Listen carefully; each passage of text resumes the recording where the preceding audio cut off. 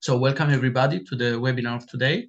The speaker of today is Tom Lacassagne, and he's going to talk about experiments on oscillating grid turbulence from simple to complex geometries and flows.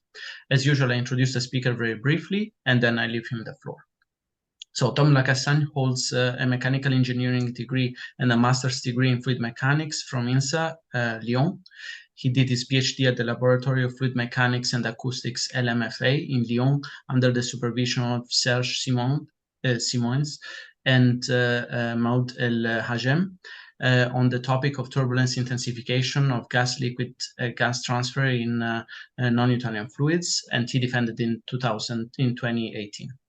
After 9 months as teaching a research assistant from for INSA in Lyon and LMFA, he joined the University College London, the Mechanical Engineering Department Flume Lab in 2019, and as a researcher fellow to work with Professor Sabrula Balabani on the project of on complex oral health formulations, CORAL EPSRC.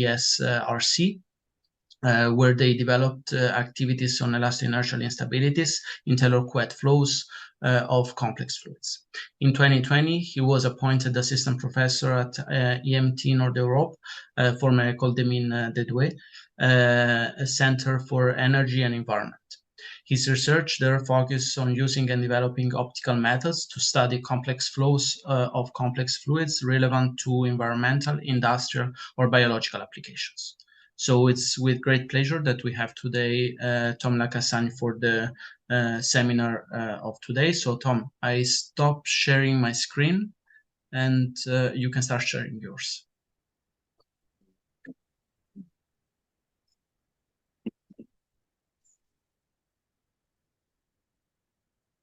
So hopefully you guys on the Zoom link can see it now. Yeah, perfect. And everyone in the room can definitely see it. So thanks, Francesco, for the introduction, and thank you for having me here today for this seminar. So the title is Experiments on Oscillating Grid Turbulence from Simple to Complex Geometries and Fluids. I see a lot of familiar faces in the audience who may have seen that talk already during the LTP workshop hosted by Christos this summer. So the slides are essentially the same. I'll try to give you some new inputs for those who've seen them already, and for those who haven't, this will be a discovery. So the talk is about oscillating grid turbulence, which is something I had a lot of fun with during my PhD thesis in Lyon, and I still have a lot of fun with my student Valentin at the moment.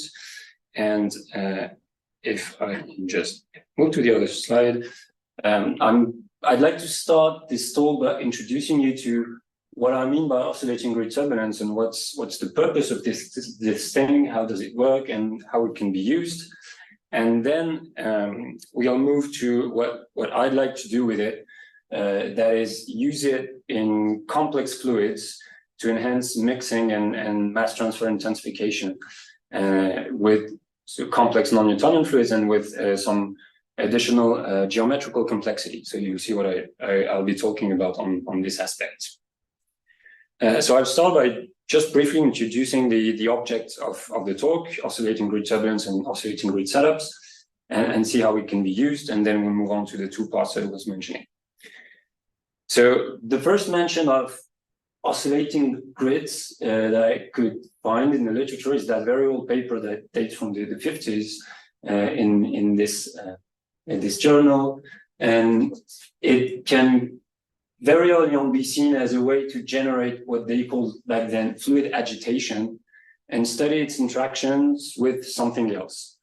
And so in this work, it was mostly a density stratification, and they wanted to see the guys from Iowa and Grenoble what the effect of fluid agitation would be on this density stratification. So it was as a matter of fact, quite soon after people began mentioning fixed grain and wind tunnels, that they also say, hey, we can make that oscillate and see what happens. And so this very first seminal work on oscillating grid turbulence, there are two that date from the 70s, mid-70s, and still focusing on the effect of fluid flow on density stratification, they had this very extensive study of the properties of oscillating grid turbulence and the turbulence generated by an oscillating grid. So you can see that on the sketch on the right. The principle is quite simple. You just have a regular grid that you put horizontally, say, in a fluid at rest, and you make it oscillate with a crankshaft system. And the interactions between the jets and the wake behind the grid bars and holes will generate turbulence, which will then diffuse away from the grid, and you can study its interactions with something else. In that case, a density stratification. So the Thompson and Turner and Hopfinger and Tolley did that, and they produced scaling laws for the intensity of turbulent fluctuations as you move away from the grid, and for example, integral length scales. They did that using hot wire and hot film measurements that they very cleverly rotated in the tank so that they could map the properties of the flow everywhere. So for someone who does PIV for a living, I find that very impressive and very respectful. But hopefully we have nicer ways to get that type of information now. And so the idea behind that, and that I briefly touched on the first slide, is to produce flow agitation, or in that case turbulence, and try to study its interactions with something else, getting rid of the mean flow. So what people had in mind, and what people still have in mind when using oscillating grids in fluid dynamics study, is can we generate turbulence without so much of a mean flow? And at first, it was the main purpose of those things. So people use that to produce zero mean shear turbulence and homogeneous isotropic with no mean flow turbulence. Now, I would rather call that a low mean shear turbulence setup, as people have proved and seen that actually there still is a mean flow in the tank that develops when you make the grid oscillate, and we'll see that afterwards. But still, compared to what I call fixed grid configurations, so the one you may be more familiar with, that of a grid in a wind tunnel, you get a ratio between the turbulence intensity, U prime, the RMS, the mean square of velocity fluctuations, for example, and the mean flow velocity. That's still quite advantageous if you want to study just turbulence and get rid of the mean flow. So you typically start from values of about 30% of turbulence intensity compared to the mean flow, and you can go up to 4 or 5, so turbulence being much stronger than the mean flow itself. And if you want to study this U prime and not really this U bar, that's still something. So it has the advantage of sort of getting rid of the mean flow, but you can't really go up to high Reynolds number in terms of a Taylor microscale, for example. And the U bar is still there. So the question is, can we really control it if we want to get rid of it? Now, with that in mind, people have extensively used oscillating grid setups as a tool to study the interaction of turbulence with something else. So I have put up a few examples here of what you can do with it. So for example, here studying gas liquid mass transfers at an interface. So where you would typically generate turbulence in the bulk of a fluid, see it diffuse towards the interface, and study its interaction with mass transfer, for example. So this, the two plots on the right is an illustration of a TNTI, turbulent non-turbulent interface, diffusing in a fluid under the effect of an oscillating grid, which would typically be here. So this is a few examples of what you can do. Quite recently, there has been some papers using OGT, oscillating grid setups, as a way to study sediment erosion. So where you would generate turbulence in the bulk and see how it interacts with a sediment layer at the bottom, or particle transports close to an interface, interactions with porous media, and so on and so forth. So it's still used to this day to study turbulence and its interactions with a lot of things.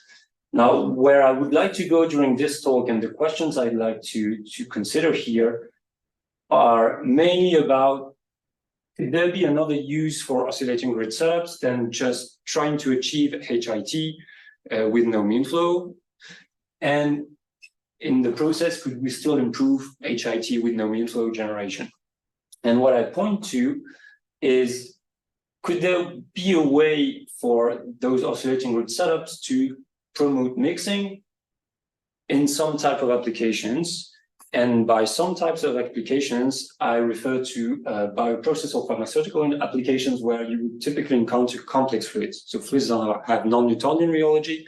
And how does this match with this? And is there a way to use oscillating grid setups to promote mixing in complex fluids? So this is the sort of the red line of the talk and where we'll be going. And a good illustration of why this question arises and why oscillating grid setups or other type of mixers could be of use in such industries is that short video that plays here that I like to use to introduce the adverse effects of complex rheology on mixing. It's just an impeller that rotates in a non-Newtonian fluid, so supposedly I think a shear-thinning and viscoelastic. And what you see here is a very nice cavern effect, where the fluid moves around the impeller, but then when you move away from the impeller, the fluid is at rest. And you can play with those caverns and make them shift and move by changing the velocity of the impeller. So what this essentially says is that non-Newtonian rheology can deeply affect mixing properties in simple mixers like this. And so if we could find a way to use more complex mixers, this could be avoided. So that's the very general idea that we have in mind here. So with that in mind, I'd like to walk you through the talk, three main parts actually. I briefly introduced the experimental setups that we have used to produce the results you see here and to go through those studies. I start by just showing a few results about oscillating grid turbulence in water. It's not a new thing in itself, but it helps to understand the second part of oscillating grid turbulence in complex fluids. And then I was mentioning geometrical complexity. We'll get there in part 3, where we have recently tried to oscillate fractal grids. Why not? And we'll see what it makes. All right, so a few words about the experiments. As you may have guessed from the title of the talk, this is going to be mainly experimental. So I'll just show you what parameters you can easily control in an oscillating grid setup, then go through the experimental facilities that we've used and the techniques, and then we'll move on to the results. Okay, so this is a very typical oscillating grid device, as I was mentioning earlier, a grid, a crankshaft system that allows you to oscillate the thing at a given frequency and with a given amplitude. So you would typically tune the eccentric of the crankshaft system to get the desired oscillation amplitude. The rotation speed of the motor gives you the frequency, and then the grid is designed, here it's a simple Cartesian grid, based on the thickness of the bars and the size of the mesh. So those are the most straightforward parameters that you have to play with. So you can play with the grid frequency, you can play with the amplitude, the bar size, and the mesh size. And it can be a true mesh size as here, or an equivalent mesh size if you use fractal grids, as we'll see later on. Now, with those dimensional parameters, you can define a couple of non-dimensional geometrical parameters, or operational parameters, let's say, which are the two listed here. So the first one, the Culligan-Carpenter number, basically compares the amplitude of the displacement of the grid to its thickness. So this is going to tell you whether the amplitude of oscillations are small compared to the bar size, and so if the wake is going to be detaching or not. And the funny thing with oscillating grid turbulence in the literature is that experiments would typically be in the intermediate regime, where you don't really have a streaming that would be caused by very small oscillation amplitudes compared to the bar size, and you don't really see wake detachment as you would find in the infinite limit of the Casey number that could be a wind tunnel with a fixed grid in it. So we're in the middle of it. So there are some vortices detaching. We're not really sure about the symmetry of the wake, but we are not in a small oscillation system where this would compare to streaming. So keep that in mind. And this tells us that most of the dynamics that we will see is actually really an interaction between jets and wakes, and vortices being slightly detached and then shred away by the grid when it moves back up. So this is the first one. The second one is this solidity of the grid. It just tells you how much of the surface is covered by bars and how much is empty. And for various reasons, it's said that solidity below 40% is preferable in oscillating grid setups to avoid mean flow mostly. So we'll stick to that for now. And then based on the frequency and the amplitude again, you can define the Reynolds number for this flow. The most common definition is one based on the frequency and the stroke or the amplitude squared.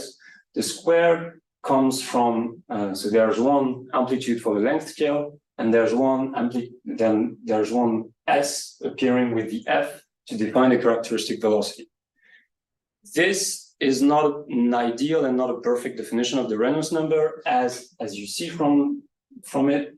It does not include the geometry of the grid. So for two very different grids with different mesh sizes, you can have the same Reynolds number, which is not really satisfactory because you would expect the flow to be quite different. But it's the one people use most of the time.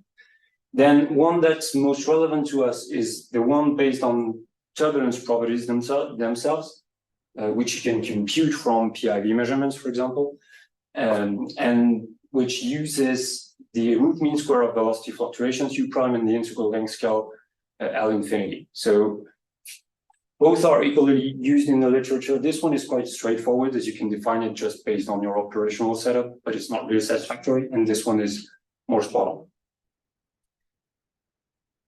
So about the facilities we have, I have three to show you. One from which most of the non-Newtonian results are taken off. This one's located in Lyon in LMFL. And so it just looks like any oscillating grid setup that you can find. It's a grid, a crankshaft system, and you can make it oscillate. So I'll draw your attention on the ranges of parameters that we have from 0 to about 2 Hertz. So when I'm mentioning oscillating grid turbulence, you have to keep this range in mind. We're not going to high frequencies because most of the time we don't have the mechanical equipment to do it.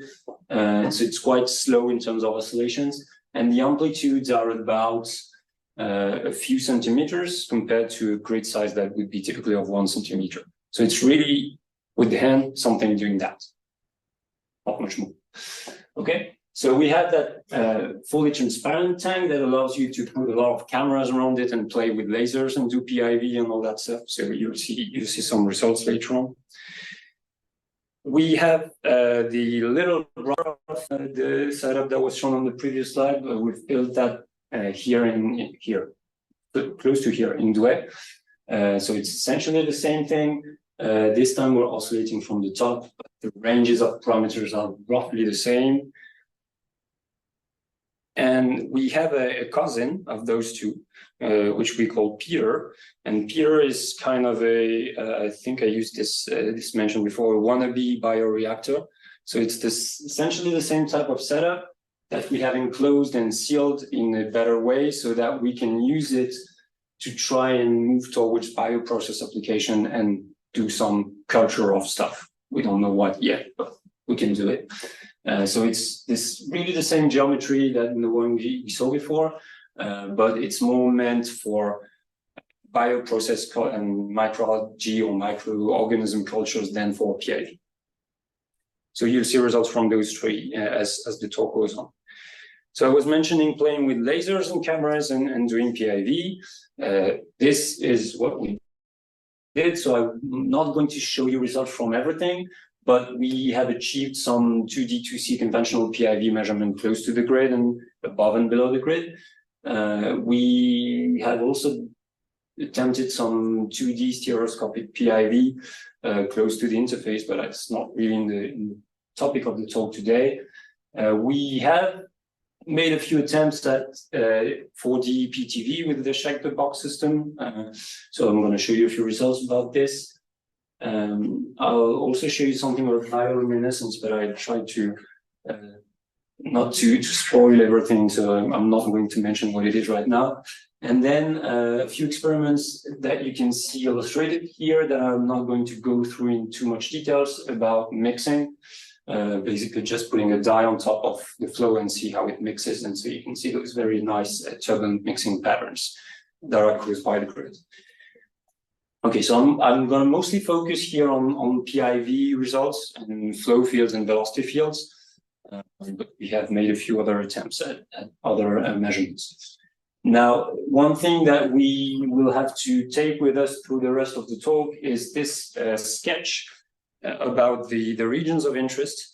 So you see the grid sketched here. I will, in what follows, refer to the pink region as the grid swept zone. It's basically the region where you would find the grid oscillating. And then what's above and below, I will call that the bulk flow. This has implications in that in the grid swept region, you would expect a strong periodic flow. So at least one dominant frequency. And then in the bulk flow, mostly propagation and decay. There's no forcing there. And the question is, will there be also a periodic component of the flow or not? That we will see.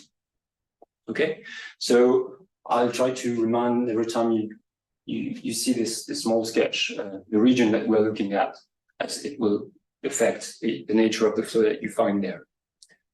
Okay, so, and then the quick step that you have to take when recording PIV images of this kind of flow, as you would typically have here on the left, is that most of the time you can see the grid, and you don't want to include the grid in your PIV correlation, so you have to find a way to detect it, mask it, and it's also a way for you to know where the grid is exactly, and make sure that the displacement is sinusoidal, as you can see here, and then produce some grid position-based statistics, which will help us determine the periodic component of the flow and discard that from the turbulence.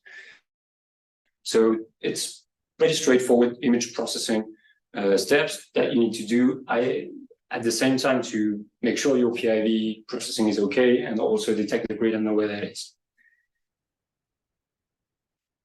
Okay, so what you end up with when you know where the grid is, you know how to compute velocity fields, is that thing, the instantaneous velocity field. And you know that you can decompose that thing through a clever statistics into a mean flow in the sense of a time averaged, statistically averaged mean flow, a periodic velocity component, which you can get from the phased average velocity, removing the statistical average, and the rest of it, which is turbulence. So this is what's called the triple Reynolds decomposition, as opposed to the conventional UU prime Reynolds decomposition that you see sketched here. It's important for us to do that because if you just use the conventional Reynolds decomposition, then you interpret as turbulence in the grid swept zone everything that's periodic. And so you kind of overestimate the turbulence intensity in the grid swept zone, whereas this is actually just coherent periodic motion. And once you do that in the grid swept zone, you can also use it to say whether the flow outside of it in the bulk region is affected by periodicity or if it's just plain random turbulence. So it's quite a convenient tool that we have access to. Okay. So now that we have the tools and the equipments in mind, let's start with just a few basic results on oscillating rate turbulence in water. I'll briefly show you the flow features at first that we may have seen already in the previous slides a bit. And then walk you through a few things about how turbulence and the flow is forced in general and how turbulence propagates and decays. And we'll have that in mind when comparing with non-Newtonian fluids later on. So here is my sketch again. And we are here looking at both the grid swept region, which is illustrated by the two dashed lines here, and slightly above and slightly below, so in the bulk. This is an example of instantaneous velocity fields. It's quite comparable to what, I mean, that's what we were expecting, right? It just breaks in jets alternating. And then if you go through the Reynolds triple decomposition, as we were mentioning, you have that kind of thing for the oscillatory flow. For the mean flow, I've sketched the grid at its equilibrium position just to see where that is. But mean flow is computed on various grid positions, of course. And what is left once you remove everything, non-turbulence, is just the turbulence structures that you see here. So you can sort of guess it when looking at the animation here that you see some patches moving up, some smaller eddies, but all of the lost information here in the column map is dominated by the very strong periodic flow, obviously, because you force the periodic motion. Now, let's just jump to this. What we try to do, because when we started this topic, the exact mechanism of how turbulence and mean flow were generated by this oscillating rhythm was merely described as interaction between jets and wakes in the literature. So what we try to do is go a little bit deeper into this and see in the grid swept zone what were the energy transfer mechanisms between the three components of the flow, the mean one, the oscillatory one, and the turbulent one. And so we essentially ended up computing those terms, which are energy transfer terms, from mean to turbulence, mean to oscillatory, and oscillatory to turbulent. And so a few things are quite obvious here. For example, on the oscillatory to turbulence, it's positive mostly in the grid swept region. Makes a lot of sense. In the grid swept region, the oscillatory flow is transferring energy to turbulence. It's producing turbulence. So that's quite straightforward here. Now, if you look at those two, you see negative patches here and there, which correspond to energy being transferred to the mean flow. And so we begin to see the first glimpse of what the mechanism of a mean flow generation in an oscillating grid setup could be, as it gets energy from both turbulence and the oscillatory component, close to the limit between the grid swept region and the bulk flow. So it essentially means that here, and especially here, you have energy being fed to the mean flow, and the mean flow is produced from here. Okay, and so this is quite consistent with the mean flow structure that we saw here, where you see that it's the strongest on the sides, slightly on top of the grid swept region. It's where the energy is injected. All right. So this is for water. I mean, except for saying, okay, turbulence is generated in the grid swept zone, and there is a mean flow being fed by turbulence and oscillatory flow. That's all right. We were expecting that. We will compare this to what we have in non-Newtonian fluids and see if the mechanisms are preserved. Now, this is what happens in the grid swept region. Then turbulence is going to be diffusing from there up to the top or down to the bottom. And this is done with those type of scalings, which have been known from the 1970s, so it's not really new up there.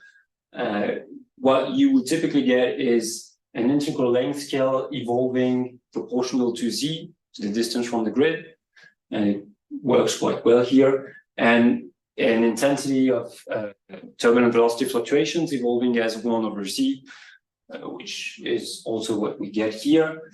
And this constant C2H is the isotropic constant, so the ratio between the velocity fluctuations that are longitudinal, so parallel to the grid, and the ones perpendicular to the grid.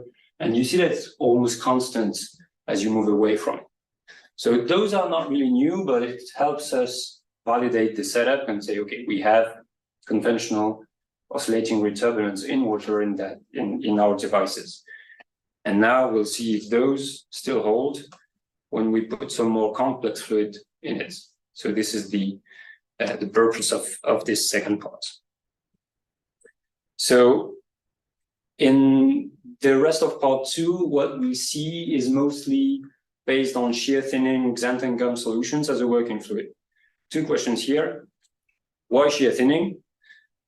Shear-thinning is a behavior that you would encounter in many pharmaceutical and bioprocess applications, or any applications where your base fluid, say water, is filled with long-chain polymers or living organisms or a lot of particles. And those tend to give a behavior where the viscosity decreases when you increase the shear rate. So it's quite a common non-Newtonian feature. We stick to shear thinning, and we are not introducing viscoelasticity for a start because it's much simpler, and much simpler for experimentalists, and so much simpler to model.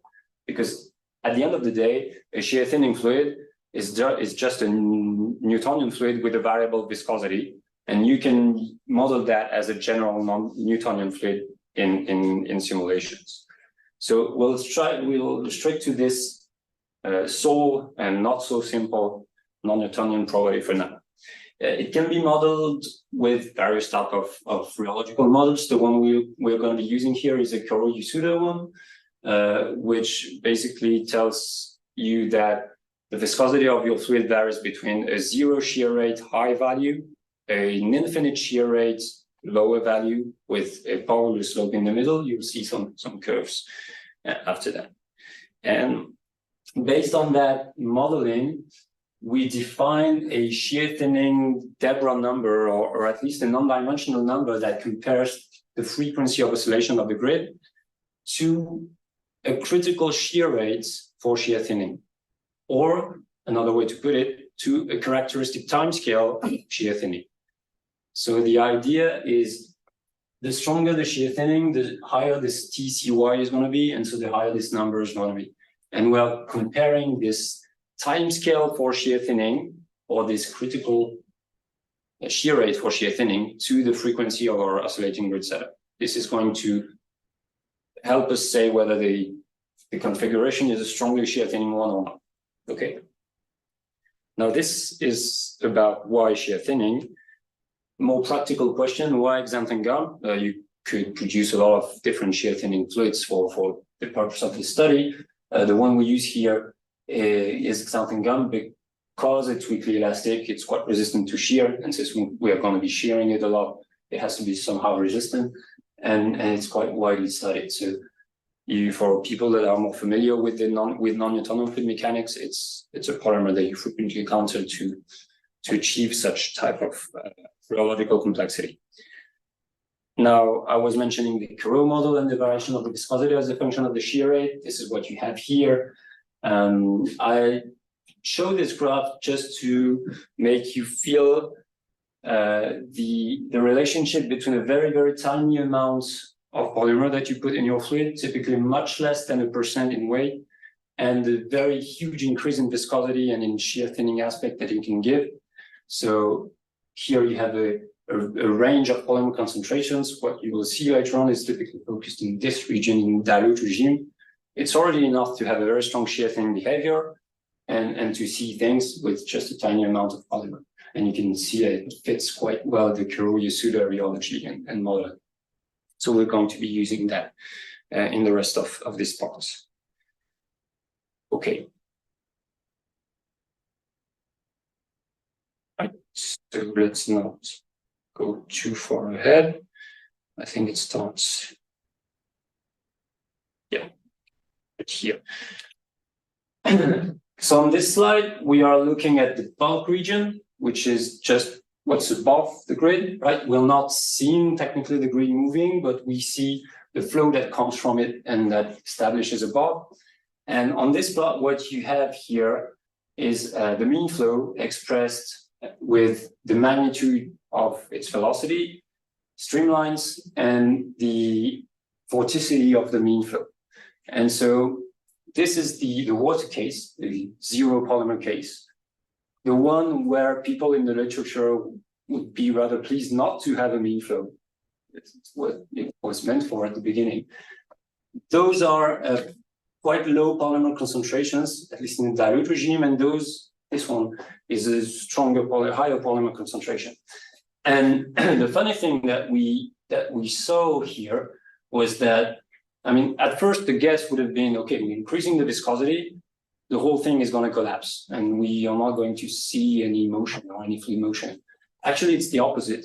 When you add a little bit of polymer, you structure the two side vortices, the two mean side vortices that we began to see early on with the water case, and you make them really well established with strong vorticities on the sides. And remember, this was where I was mentioning the mean flow was produced by energy inputs on the sides on the grid, where the oscillatory and turbulent components were feeding energy to the mean flow. So what we actually see here is a strengthening of the mean flow as you increase polymer concentration and the Deborah number that is defined earlier. And then when you hit the very high concentration regime and the semi-dilute polymer concentration regime, the whole thing collapses and there's almost no mean flow because there's actually almost no flow in there.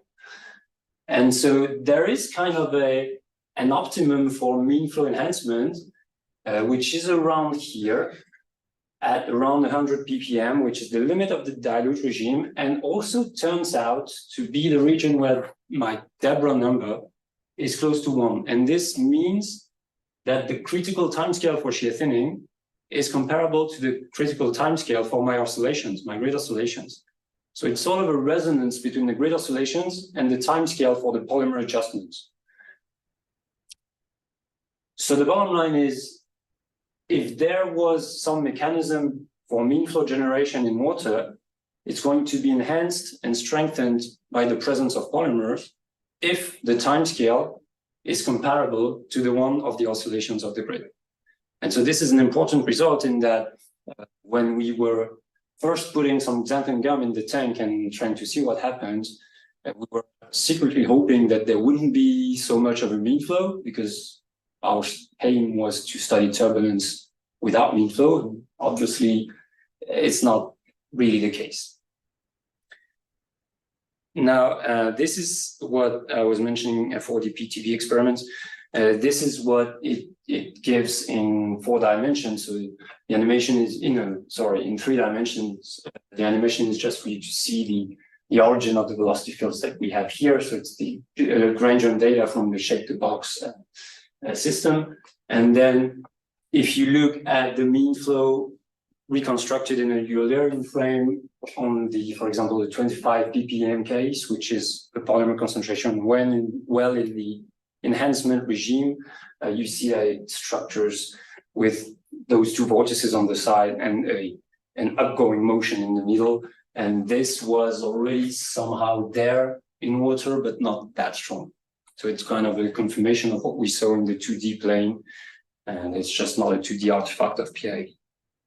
Okay, so this is about the mean flow. Now, what about the oscillatory component and its interactions with the two others? So remember our triple decomposition, mean, oscillatory, turbulent, and remember those transfer terms.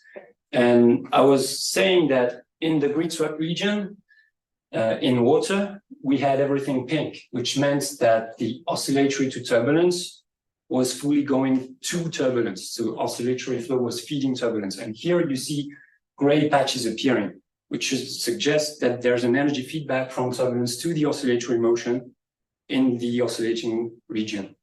And this has to be due to the polymers because it was not there in water. On the two other graphs, what you essentially see is the same thing as what we had in water, but with darker colors, suggesting that the energy transfers are stronger than what we had in water when feeding the mean flow, which makes a lot of sense because we saw that the mean flow was stronger. And so this can be, it's not that easy to see on the animations and on the instantaneous velocity fields. You really have to resort to those analyses to understand it. But when you look back at the oscillatory, at an animation of the instantaneous velocity fields in the shear thinning polymer case, and you look closely on the sides, you can see some vortices periodically detaching. And this is actually exactly where you would encounter the strongest oscillatory to mean flow energy transfer. So it goes in the same sense as what we were mentioning earlier. It's on the sides that you have energy injection to the mean flow. It's strengthened when there's shear thinning, and you can see it actually on the sides when looking at the velocity fields. Okay, so now this is about the oscillating component. We had something about the mean flow. What about turbulence? And we actually were quite surprised to find out that the general behavior somehow stays the same. There's a power law when you move away from the grid on the intensity of turbulent velocity fluctuations. The only thing that changes is the exponent. It's no longer a -1, it's a minus something else. And this exponent seems to depend on the polymer concentration and on the polymer concentration regime. So it's quite an interesting result, actually, because it suggests that you can use oscillating grid setups to generate turbulence, and you can sort of control the intensity of turbulence at a given distance from the grid with known scaling relationships. And it's also surprising because we can show that it's not due only to a viscosity effect, as in Newtonian fluids, this -1 exponent is supposed to stay and not depend on the viscosity of the fluid itself. So there's definitely something about shear thinning in there. And same goes for the integral length scales, which you can also see linearly varying with a different slope up to a certain point. That point here and then and there, where the slope breaks, is where you begin to see the influence of the boundary, the upper limits, the free surface that's on top, and that interacts with the integral length scales coming up. But what this slide says is essentially that the form of the scaling laws hold in shear thinning fluids, which is quite nice. You just have to adjust the exponents. All right, so this brings me to the conclusions of the two parts of my talk. So just a quick summary. In water, we've seen that turbulence and mean flow interact with the oscillatory motion, which is eventually where the energy is injected, and that you can control or tune the propagation and decay of turbulence. In shear thinning, we've seen that these interactions are modified by the non-Newtonian aspects, and that it promotes the mean flow and changes the decay of turbulence. And we've seen that fractal geometries induce strongly 3D different mean flows and sustain homogeneous anisotropic turbulence further away from the grid. Now, what we are moving towards now is trying to get more information in 3D on those flows, because as you guess, especially with fractal grids, the whole thing is hugely 3D.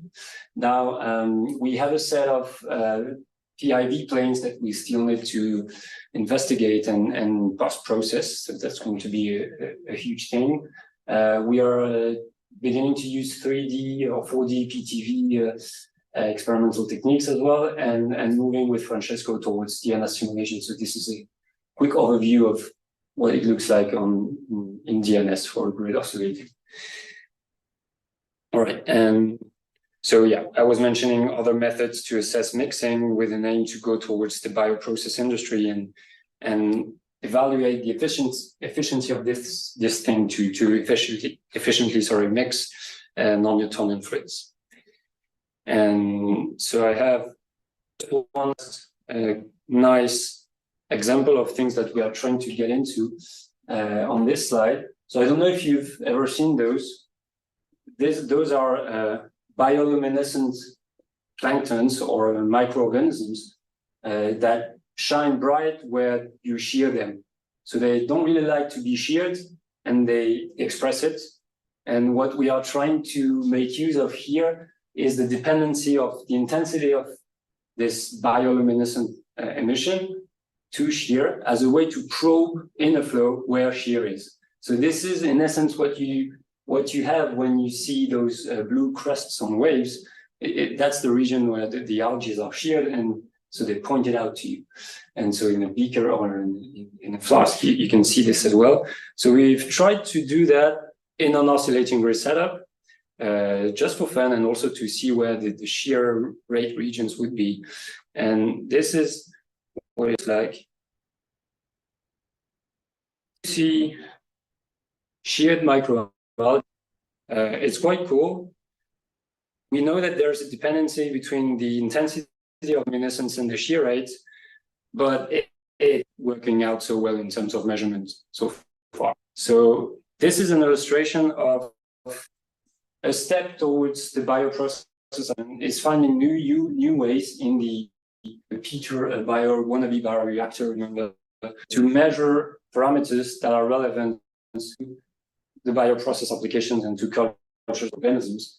And so if you guys are in this and have ideas about how we could make it, feel free to consult to me.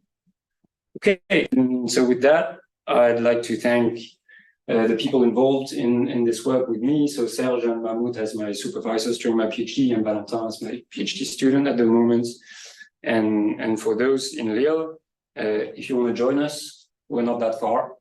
28 minutes when the traffic is okay. In that sense, that usually okay. So thank you again, and I'd be happy to take questions. So thank you, Tom, very much for the talk. As you said, we can move on with the questions. So you can tell me if there is someone in the room who would like to ask one. And I see also Christos who activated his mic. So if Christos, you have a question, you can go ahead. Actually, I did not activate my mic. I'm happy to ask a question. Okay, sorry. Why did you not use two grids? Many people use two grids to limit the effect of these simulations. So it's a very good question. Two grids will help you get a few things: stronger turbulence intensity in the middle region of the two grids, because energy has an input from the two sides. A nicer isotropy and homogeneity, because the two power law curves that you see would match, and then there's hopefully a region where the intensity is going to be almost constant. That's already good. And as to why we were not using them in our previous studies is because we were in this. So I'm not going to go up to the first few slides, but we were using this setup to see the interactions between turbulence and a free surface. And so putting another grid too close to the free surface would have messed up with the shape of the surface, and also the homogeneity region would not have been where we were targeting. As far as the mixing application is concerned, there is definitely going to be improvement using two grids. Then the best improvement is expected where the two grids oscillate in phase opposition, which is quite tricky to implement experimentally, but we can easily do that with the two grids oscillating in phase, just by adding and stacking up a few grids. The question is then going to be, in terms of power consumption and pressure drops and drag, let's say, is it going to what's the comparison between the drag it's going to cost and the mixing it's going to affect? We'll see. Also, of course, the two grids don't have to be the same. The two grids do not have to be the same. It all depends on what we want to do.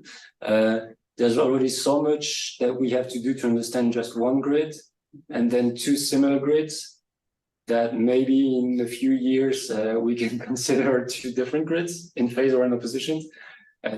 There's a lot to be. In the polymer degradation is also affected by the way you shear the polymer, right? The polymeric chain.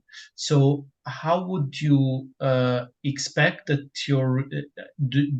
do you think that you can link an overall quantity for degradation of the polymers with an overall estimate of the bioluminescence of the plankton, for example? Do you think these two things are related? Yeah, there should be definitely a way in that what causes polymer degradation is a local shear, and this is exactly the same thing that causes the bioluminescence. So actually our goal here is to try and use those as probes to local shear rates. Then the major limitation I see here, apart from the repeatability and the ease of experimentation, let's say, is the fact that it's not as in PIV, where you can decide where the algae and in which plane the algae are going to be flashing. You see the whole thing.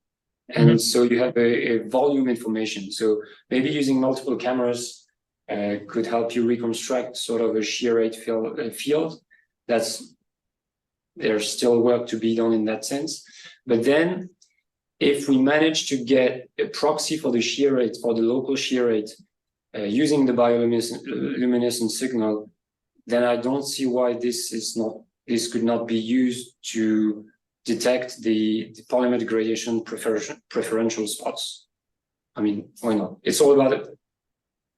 Yeah, it's all about estimating the local shear rate. Yeah. Yes. Actually, that was the thinking line. Yeah. And so let's. I don't want to ask a second question before seeing if there is someone else from the virtual audience who would like. Savrula, go ahead, please unmute your mic. Hi, a beautiful talk, Tom. Thank you very much. Quick question. I was fascinated by this microorganism, actually, and I have worked with a similar one, which is called photodactylum, something like that, a very elongated sandwich shape algae. Now, this one is an ellipsoid and basically aligns with the flow, right? So what is the mechanism? Because if your flow is three-dimensional, maybe this organism aligns in another plane from the plane you measure. Maybe I don't know if I missed something. You mean, is the alignment involved in the bioluminescence? Yeah. If it's related, because this is like an ellipsoid, so it's gonna rotate. It's gonna not spherical. My understanding, it's not spherical. In my understanding, it's going to rotate and align with the flow, but I don't think this is necessarily related to its bioluminescence.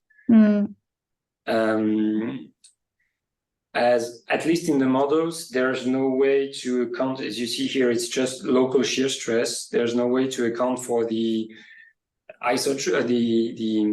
the direction of the shear stress, let's say. But I'm not an expert on how those generate lines.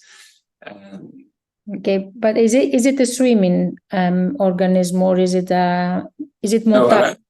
No, motile. No, I don't think it's motile. Okay. Those can be quite big in the larger dimension they have. I think it can be up to almost a millimeter in the bigger ones in the major axis can be up to almost a millimeter. We've tried to put those in the tail of Quetzal to sort of attempt a calibration, but it's really conclusive so far. Right. Okay. Right. Thanks. Good luck with it. Thanks. So thank you. Let's see if there is someone else from the virtual audience who would like to ask a question. Just feel free to unmute your mic or to ask the question in the chat, and I can report it. And it doesn't seem to be the case. So one more question from my side, Tom, regarding the kind of mixing and actually the kind of the properties related to shearing of regular grids and of fractal grids. So what do you think is gonna be qualitative, even from the qualitative point of view, the difference between them whenever applied to considerations on the shear, and so consideration on once again polymer degradation and bioluminescence of biological tracers in this sense. So do you think there is an interest of producing a bioreactor with fractal grids also because their shear is qualitatively different? So, okay, so if I understand correctly, the question is, what do we think the difference is going to be when using fractal grids in terms of shear imposed to the microorganism? Perfect, yes, yes. So as long as I haven't seen the results, I can't be sure about it, but to me, the major effect of changing the geometry of the grid and making them fractal is probably not so much going to be on the shear applied to the microorganism, but rather on the flow structure, which can then help you mix and thus reduce, for example, the frequency and the shear rate.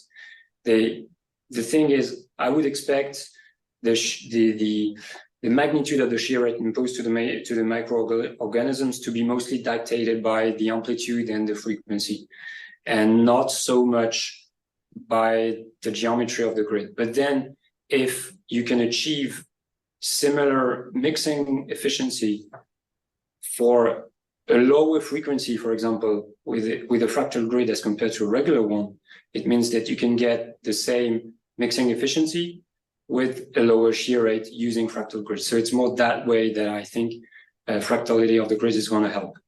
Not so much about reducing the shear stress themselves when put in a similar configuration, but rather trying to find a way to mix more efficiently with fractal grids and thus using them in a less a critical way. I see. So keeping fixed the mixing efficiency, that would basically you expect it to reduce the overall mean shear, basically, right?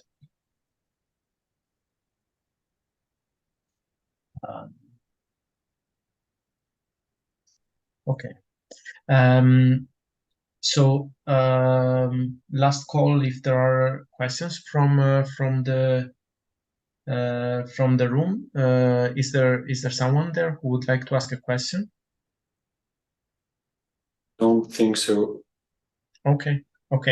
So then thank you very much once again, Tom, for the very interesting talk. And as you could see, it's triggered a number of questions at the end that were quite interesting. So thank you once again for the seminar, and I invite our audience to thank our speaker again. So thank you, Tom. Thank you. Good to see you. Thanks a lot. Bye-bye. Thank you, Tom. Thank you.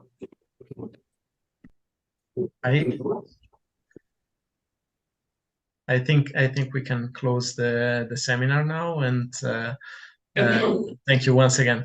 Bye, Tom. Bye.